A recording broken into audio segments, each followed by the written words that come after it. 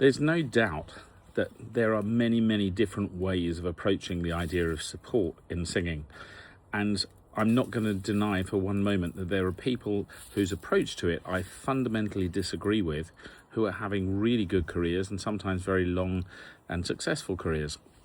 But the more I've gone back towards bel canto technique and the teachers I've worked with who seem to understand the old ways most, all seem to favour a sort of non-engagement.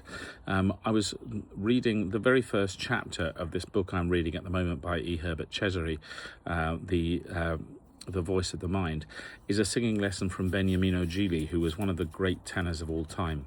And what he says is, when I breathe in, observe, I expand all down here. I'm trying to show you my rib cage. I expand all down here, and then after I've taken that breath, I don't think about breathing anymore. I think about singing. And this is an approach that I learned from Steve Smith in America and several other teachers since.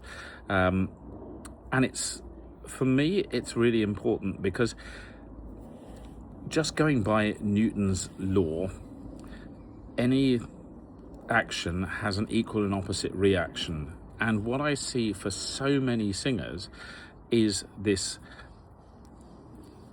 attempt to really drive the voice from the diaphragm or from the abdominal muscles, and that meets with the resistance in the vocal cords, which makes the vocal cords thicker and the vocal cords then swell up, and that often gives us symptoms not dissimilar to acid reflux, in that everything can become a bit swollen, and I certainly suffered from that for years.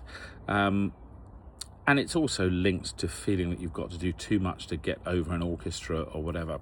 But I've found that the approach of breathing in and then thinking about the singing, and my first step in this direction was to tell my pupils to stop thinking about supporting and replace the idea with concentration on the continuity of the sound. Because my theory is this: if you breathe out and you have your hands on your stomach, you will feel that your stomach muscles pull in because your body knows how to do that.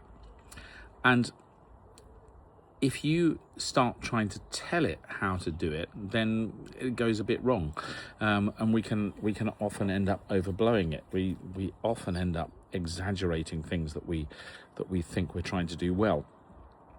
So I believe that at some point somebody noticed that when their throat was open, their stomach muscles started to contract during a phrase that they were singing.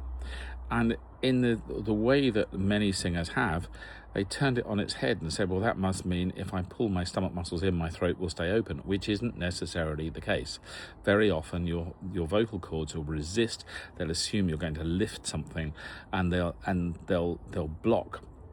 So one exercise that I've learnt from a really lovely teacher, Judith Lindenbaum, recently, is to breathe in before an exercise and then breathe out, and then let these muscles in your abdomen go really slack,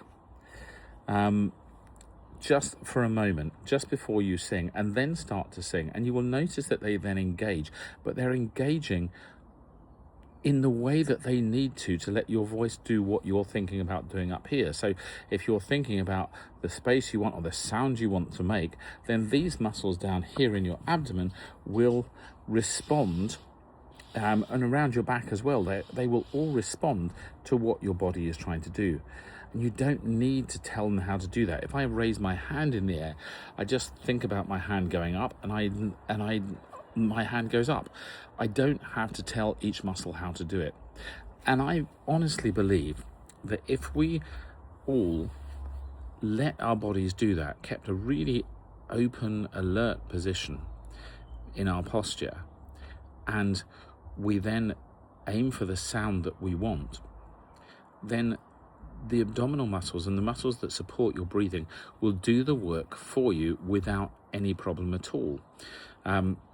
One of the things Cesare talks about is the idea that if you if you just think of a vowel, then the internal works of your mouth will start working to create that vowel. And when I first started working with Steve Smith, he suggested that E and A vowels we should do with our mouth open, and that if you do that, the sides of your tongue will go up and touch the top back teeth somewhere near the back of your mouth. And that just happens. It's just an automatic reaction because your body will make the shapes that you think about. You don't need to think about exactly the mechanics of doing them. So have a play with that and see how that works for you. Just take a breath, let it go until you've got very little left. Relax your stomach muscles and then sing the phrase that you are intending to sing. You will find that sometimes you won't have enough breath to get through it, and that's the case with all of us.